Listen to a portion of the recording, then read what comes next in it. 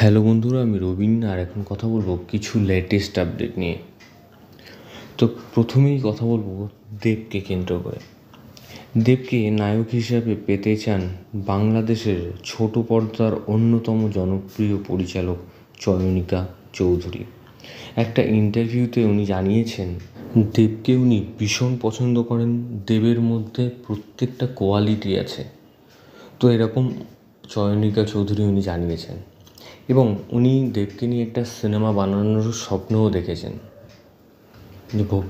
মানে এমনটাই উনি জানিয়েছেন এবং লোকে বলে যে চয়নিকা চৌধুরী নাকি প্রেমের গল্প খুব ভালো বানাতে পারেন।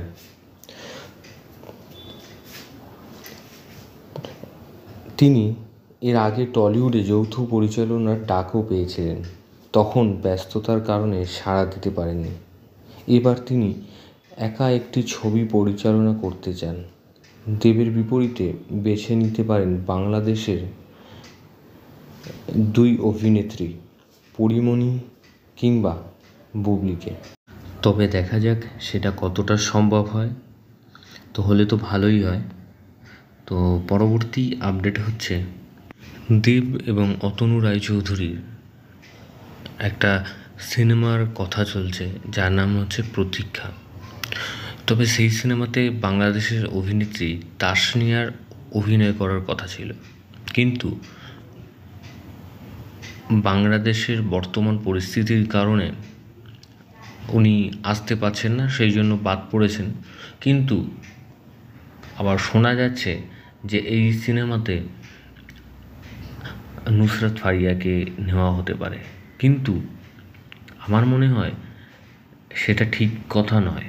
কারণ তাসনিয়া যেই কারণে বাংলাদেশ থেকে ভারতে আসতে পারছেন না, বাংলাদেশের অভিনেত্রী নুসরাত ফারিয়াও সেম প্রবলেমের জন্যই আসতে পারবেন না, কারণ বাংলাদেশের যা পরিস্থিতি এখন।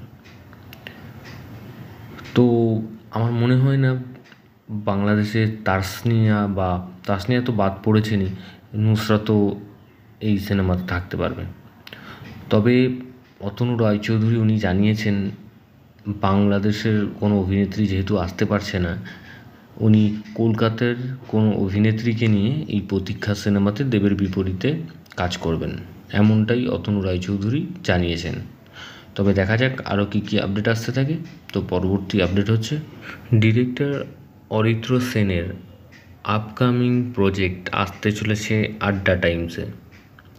তো এর নাম হচ্ছে জুলি। মুখ্য চরিত্রে পাওলি দাম, গৌরব চ্যাটার্জি, সুজয় প্রসাদ চ্যাটার্জি,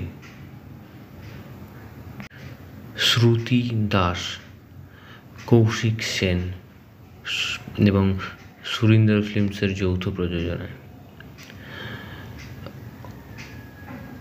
বনাগলি থেকে রাজপথের রানী কিভাবে হলেন পাওলি? এই যে একটা সাধারণ মানুষ থেকে কিভাবে এত জনপ্রিয় হয়ে ওঠা, এই যে এত মানুষ প্ল্যাকার্ড হাতে, তারপরে ঝান্ডা হাতে দাঁড়িয়ে আছে কোর্টের সামনে, কী কারণে? এই কারণটাই জানতে গেলে দেখতে হবে আমাদের জুলি সিরিজটা। তো দেখা যাক আরও কী কী আপডেট আসতে থাকে। তো পরবর্তী আপডেট হচ্ছে রাঘব লরেন্স অভিনীত বেঞ্চ সিনেমাটি লোকেশ কানাকরাজ প্রযোজনায় লোকেশ সিনেম্যাটিক ইউনিভার্সে যোগ দিচ্ছেন পরিচালক বাখিয়ারাজ কান্নান। গল্প লোকেশ কানাকরাজ। এটি একটি এলসিইউতে যোগ দিচ্ছে।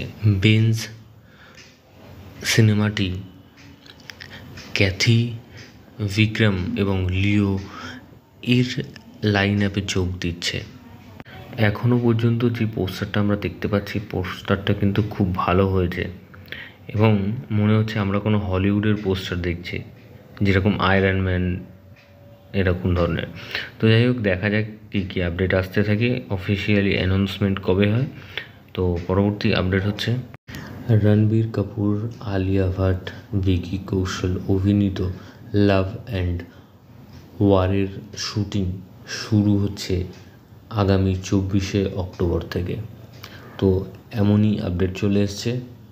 তো পরবর্তী আপডেট হচ্ছে, শোনা যাচ্ছে সিঙ্ঘাম এগেইন মুভিটি ট্রেলার আসতে পারে 2রা অথবা 3রা অক্টোবর। দীপাবলিতে রিলিজ হবে, এই জন্য তাড়াহুড়ো করে বিভিন্ন প্রমোশনাল ভিডিও রিলিজ করা হবে মেকার্সদের তরফ থেকে, এমনই আপডেট এসছে। তবে দেখা যাক কী হয়। পরবর্তী আপডেট হচ্ছে গাঙ্গুবাকে কেন্দ্র করে সূর্যা এবং ববি দেওয়ালকে আমরা দেখতে পাচ্ছি পোস্টারে, এবং একটা বাঘকে দেখতে পাচ্ছি। তো পোস্টারটা কিন্তু বীভৎস পোস্টার হয়েছে এবং ববি দেওয়ালকেও দারুণ লাগছে। তো এই গাঙ্গুবা সিনেমাটা রিলিজ করবে 14ই নভেম্বর 2024-এ, এমনই কিন্তু অফিসিয়ালি আপডেট চলে এসছে। তবে দেখা যাক কী হয়। তো পরবর্তী আপডেট হচ্ছে, বিগ বস সিজন 18-এ থাকতে চলেছেন বাংলা থেকে দেবচন্দ্রিমা, এমনটাই কিন্তু আপডেট উঠে আসছে। এই প্রথমবার বাংলা থেকে কোনো সেলিব্রিটি যাচ্ছে বিগ বসে। তবে দেখা যাক কী হয়। তো এর আগে কিন্তু স্যান্ডি শাহ উনি গেছিলেন রোডেসে। তো বিগ বসে এই প্রথম কেউ যাচ্ছে বাংলা থেকে দেবচন্দ্রিমা, তবে একটা ভালো খবর। তো দেখা যাক আরও কী আপডেট পাওয়া যায়। তো ভিডিওটা তোমাদের যদি ভালো লাগে থাকে তোমরা কমেন্ট সেকশানে কমেন্ট করে জানিয়ে দাও, এবং সাবস্ক্রাইব করো চ্যানেল বে বাংলা পিবি, এবং বেল আইকনে ক্লিক করতে ভুলো না। বেল আইকনে ক্লিক করলে তোমরা সবার আগে নোটিফিকেশন পেয়ে যাবে, এবং এরকম ধরনের আরও আপডেট পেতে তোমরা ফেসবুকেও সার্চ করতে পারো প্লে বাংলা পিবি, তোমরা সেখানেও আপডেট পেয়ে যাবে। ধন্যবাদ।